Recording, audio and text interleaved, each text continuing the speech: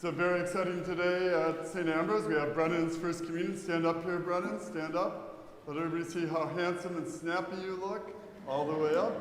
You got the snappy new shoes. They squeaked right up the aisle there. Give them a wonderful round of applause.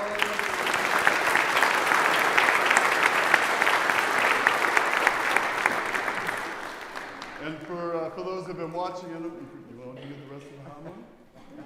You can do the homily if you want. That's where I'm going to talk next, okay? And for those who have been watching at home and those who have been here, isn't it nice to have Philip back cantering? Thunderous round of applause. And did you see this week that Amazon, they now do TV, or like TV shows, yes? They released a new TV show. Did you hear about this? It's called Solos. What's it called?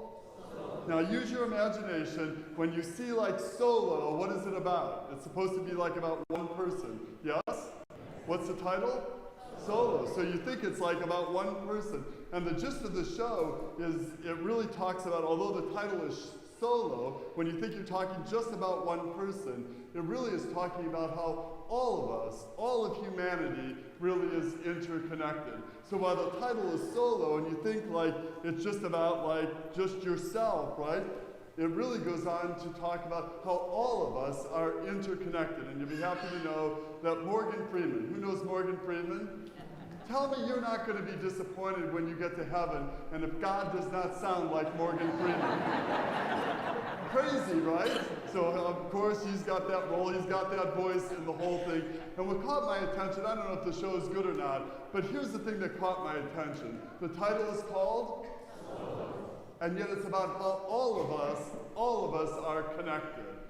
And it's a really great metaphor for us as we come together and celebrate the Feast of the Trinity. What we celebrate is three persons, solo, but in reality, they are one eternal God. They are all connected, bound together by the love of God. And the Feast of the Trinity certainly communicates the pattern of God, three persons, equal in majesty, undivided, bound together by the love of God. And it also teaches us how you and I are called to be as the family of God. That you and I, many persons, but we are never solo, are we? We are always called to be one family, bound together by God's love. And that's really the message of the Scriptures.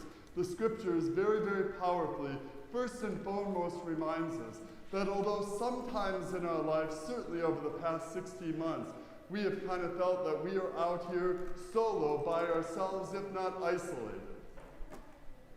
But the gospel reminds us powerfully from our baptism, and know that I am with you always until the end of the age. What is God promising? That you and I are never solo. We're never alone. We're never solo. We are always. God is always with us. Go to that first reading from Deuteronomy thousands of years ago.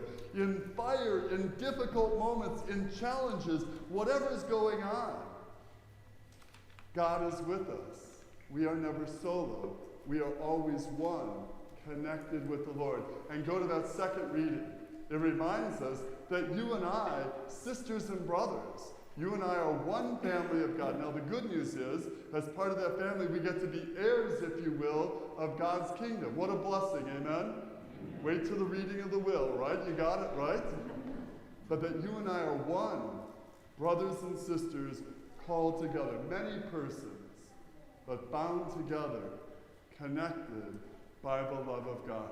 And what caught my attention, again, I don't know if the show's good or not, but what caught my attention, the title is Solos, and yet it's all about connections. That all of us are interconnected as God's family. All of us called to be one, united together in the love of the Lord.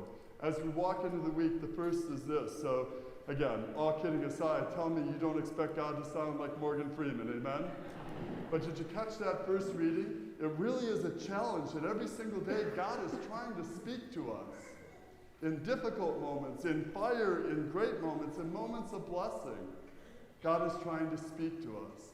So this week as you're driving around in your car, turn off the radio or whatever device you listen to and allow yourself just to drive quietly giving you some space and time to listen for the Lord, who is always going to be connected with you, with me, and with us on the journey.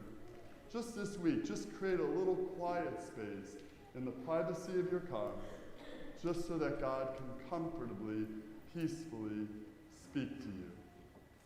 Secondly, that second reading is all about the connections of being family. And this Memorial Day weekend, many of us, most of us, will be blessed to spend some time with family, yes? I use my own family as an example. So last night we had like a distant cousin on the third side of the 41st person. We had a little wedding last night, right? Oh my gosh, you thought we never saw each other over the last 16 months. My sisters, they're taking pictures. I'm posting them like left and right. But it was a mindfulness of how good it was for us to all be together. And not just physically together, oh, we're here for a wedding. But how do we use this Memorial Day weekend to really renew our deepest desire to be connected as family? The family of God, but your own families. We were talking about this in the back, weren't we, Mike? Right?